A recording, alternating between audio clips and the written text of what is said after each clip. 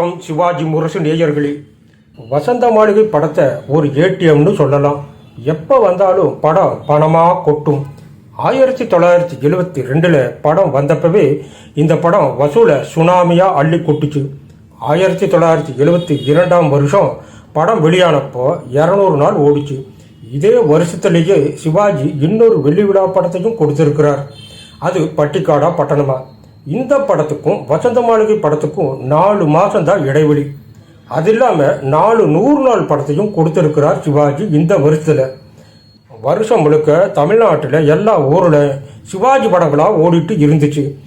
ஒரு படம் 100 நாள் ஓடி முடியறதுக்குள்ளேயே அடுத்த படம் 100 நாள் ஓடுறதுக்கு தயாராக இருக்கும்.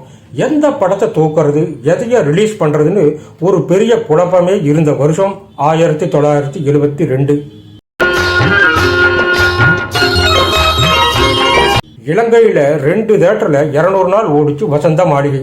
அது இல்லாமல் 13 தியேட்டரில் 50 நாளை தாண்டி ஓடிச்சு. 10 வருஷம் கழிச்சு இதே இலங்கையில் மறு வெளியீடு செஞ்சப்போ 10 வாரத்துக்கு மேலே ஓடிச்சு. வசந்த மாளிகை படத்துக்கு பின்னால் இப்போ வரைக்கும் ஏகப்பட்ட காதல் சப்ஜெக்ட் படங்கள் வந்திருக்கு. எத்தனை தடவை போட்டாலும் அந்த படம் அதற்குரிய கலெக்ஷனை அது கலெக்ட் பண்ணி உங்களுக்கு கொடுத்துக்கிட்டே இருக்கும். நிச்சயம் அதில் பல படங்கள் பெரிய ஹிட்டும் ஆகியிருக்கு. ஆனால் செகண்ட் ரிலீஸில் அந்த படங்களை கொண்டாடுனாங்களான்னு சொல்ல எதுவுமே இல்லை. இதனால தான் வசந்த மாளிகை படத்தை ஏடிஎம்னு சொல்கிறாங்க. ஆல் டைம் மணி.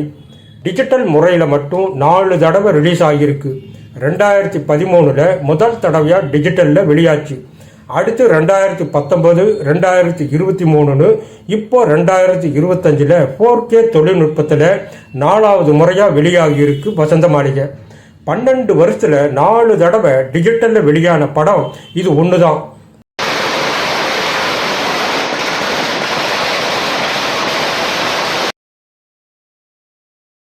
ஒவ்வொரு தடவையும் வேற வேற தயாரிப்பாளர்கள் ரிலீஸ் பண்ணி இருக்காங்க. அப்போ எந்த அளவுக்கு இந்த படத்துக்கு மவுசு இருக்குன்னு தெரிஞ்சுக்கலாம். வசந்த மாளிகை படம் போட்டு ஹவுஸ்ஃபுல் ஆகாத தியேட்டரே இருக்க முடியாது.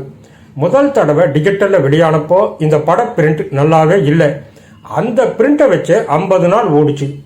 அடுத்த தடவை பிரமாதமான பிரிண்ட் 100 நாள் ஓடி நல்ல வசூல் செஞ்சது. இந்த படத்துக்கான ட்ரெய்லர் வெளியீட்டு விழாவே 3 தடவை நடந்திருக்கு.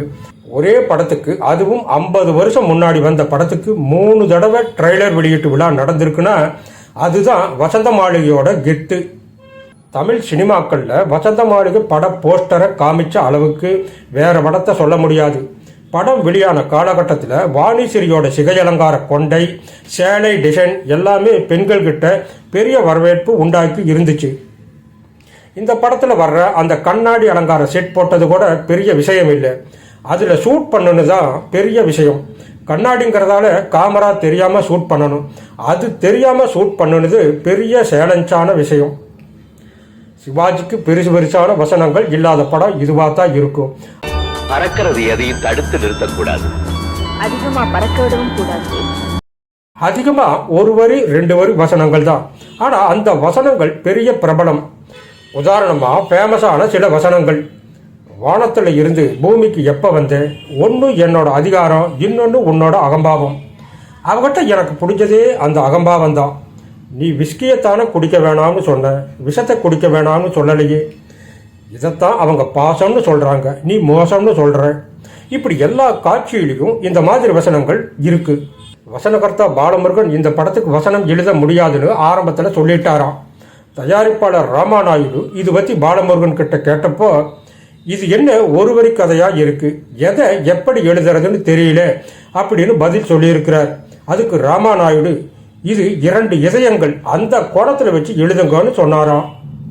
ரொம்ப ஹை டெசிபலில் டிஎம்எஸ் பாடின பாட்டு இந்த படத்துக்காகத்தான் இருக்கும். கண்ணதாசன் தனிப்பட்ட முறையில் எழுதி வச்சிருந்த கவிதை தொகுப்புகளை யார் கேட்டும் கொடுக்கலையாம். இந்த படத்தில் வந்த பாட்டுகள் அவர் எழுதி மற்றவங்க கேட்டும் கொடுக்காத அந்த கவிதை தொகுப்பு தான். சிவாஜி ரொம்ப காஸ்ட்லியாக படம் பூரா ட்ரெஸ் போட்டு நடிச்சிருந்தாலும் எந்த ஒரு பாட்டிலையும் ஒரு ட்ரெஸ்ஸுக்கு மேலே போட்டு நடிச்சிருக்க மாட்டார். அந்த காலத்தில் இலங்கை ரேடியோவில் இந்த படத்தோட பாட்டுகளை ஒளிபரப்பாத நாளே கிடையாது. அது இல்லாமல் ஒளிச்சித்திரம் பகுதியில் இந்த படத்தோட கதை வசனத்தை 1 மணி நேரம் ஒளிபரப்பு செய்வாங்க. அது பற்றி முன்னாலேயே அறிவிப்பு செய்வாங்க. அந்த நேரம் வந்ததும் ஒவ்வொரு குடும்பமும் ரேடியோ பக்கத்தில் உட்கார்ந்து இந்த படத்தோட கதை வசனத்தை கேட்பாங்க. ஏகப்பட்ட தடவை ஒளிபரப்பு செஞ்சிருக்காங்க இலங்கை ரேடியோவில். ஒளிச்சித்திரம் விஜயா சுரேஷ் கம்பைன்ஸ் அளிக்கும் வசந்த மாளிகைன்னு இலங்கை ரேடியோ அபிமான நட்சத்திர அறிவிப்பாளர் அமரர் ராஜேஸ்வரி சண்முகத்தோட அருமையான குரல்ல ஒலிக்கும். அது மட்டும் இல்லாமல் KS ராஜா ப்ரிப்பேர் பண்ணி பேசுகிற திரை விருந்து நிகழ்ச்சிகளையும் வசந்த மாளிகை பட சிறப்புகளை பற்றி பேசுவார். ரொம்ப ரசித்து கேட்ட நிகழ்ச்சிகள் இதெல்லாம். இந்த படம் தயாராகிட்டு இருக்கிறப்பவே இந்த படம் பெரிய லெவலில் மாறப்போகுதுன்னு தெரிஞ்சது. அடியம்மா ராசாத்தி சங்கதி என்னங்கிற பாட்டை இந்த படத்துக்காக ரெக்கார்ட் பண்ணினதை கூட படத்தில் இருந்து தூக்கிட்டாங்க. பாட்டுகள் எல்லாம் கண்ணதாசனோட கவிதைகளில் இருந்து பாட்டாக மாறினப்ப அது வேற லெவலில் அமைஞ்சிருச்சு. ஒரே ட்ராக்ல போற பாட்டுகள்ல இருந்து சம்பந்தம் இல்லாத வகையில அடியம்மா ராசாத்தி பாட்டு, அதுவும் குத்துப்பாட்டு ரகத்துல இருந்ததால படத்துக்கு செட் ஆகாதுன்னு நினைச்சு தூக்கிட்டாங்க. தமிழ், இந்தி, தெலுங்குன்னு 3 மொழியிலையும் வெளியான படம் இது. 3லையும் ஹிட் ஆச்சு. ஆனா தமிழ் வசந்த மாளிகை அட்ராக்ஷனே வேற லெவல். இன்னைக்கு வரைக்கும் காசு சம்பாதிச்சுட்டு கொடுத்துட்டே இருக்கிற படம் வசந்த மாளிகை. அதனாலதான் வசந்த மாளிகை படத்தை ATMன்னு சொல்லலாம்.